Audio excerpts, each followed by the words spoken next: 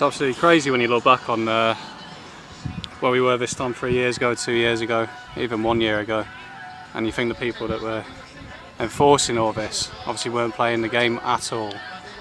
So I mean, that should tell you a little bit about the narrative that we were told 3 years ago, that they didn't believe in it themselves. But anyway, this is Canvey Island, down by the, don't know, well, this seafront's nearby. But yeah, obviously a bit of history around here, and yeah, it's been good so far. The Remembrance Sunday thing wasn't very good. There's about 20 people marching up the street, but I think they had a few planning issues or something. Yeah, it's alright still. Nice weather. You alright all? So I meant to say Armed Forces Day there, not Remembrance Sunday, for anyone who picked up on that.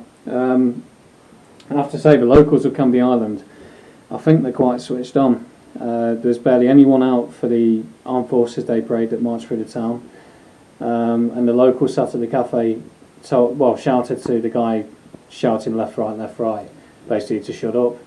So whether or not they kind of understand a different narrative about what the armed forces are really involved in, with the conflicts we've been involved in the last 20 years.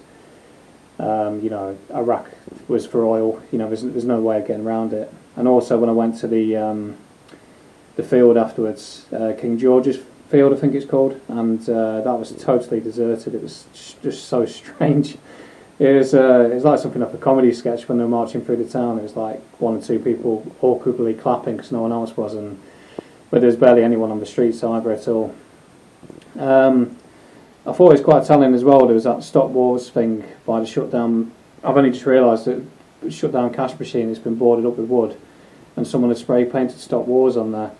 Whether that's some like lefty sort of thing, or whether that's just generally people realised that the wars we're involved in are absolutely ridiculous. We pulled out of Afghan in August 21, and by March, April time 22, we're banging the drums again to go and fight Russia.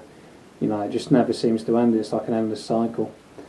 Canvey Island, yep, great place. I'd intended to go to Southend as well, but it just didn't happen. I was running out of time. When I got to Canvey Island, it was about 11 o'clock, and I did South Benfleet on my way out, which is on the other side of the island, and I also ended up in a place called Eastwood, I think it's called, on the outskirts of Southend. Yeah, that's it. It's something I will mention before I come to the end of this video is on my way back on the A12, it's shut. The A12 is, and you get a good mile of backlog traffic. And while I was sat in that traffic, I think within the space of 40 minutes, about 4 ambulances came past, so one every 10 minutes. Staggered intervals as well, so it wasn't just like one incident, it was like one after the other. I think I'll have to do some sort of independent journalism on that one, because if I sit in a lay-by, I can kind of document how many go past, like ambulance spotting, and it'll just kind of prove, just how many are on the road, and like with what's been going on over the last couple of years, all these random heart attacks are happening and so on. But yeah, that's it. Cheers.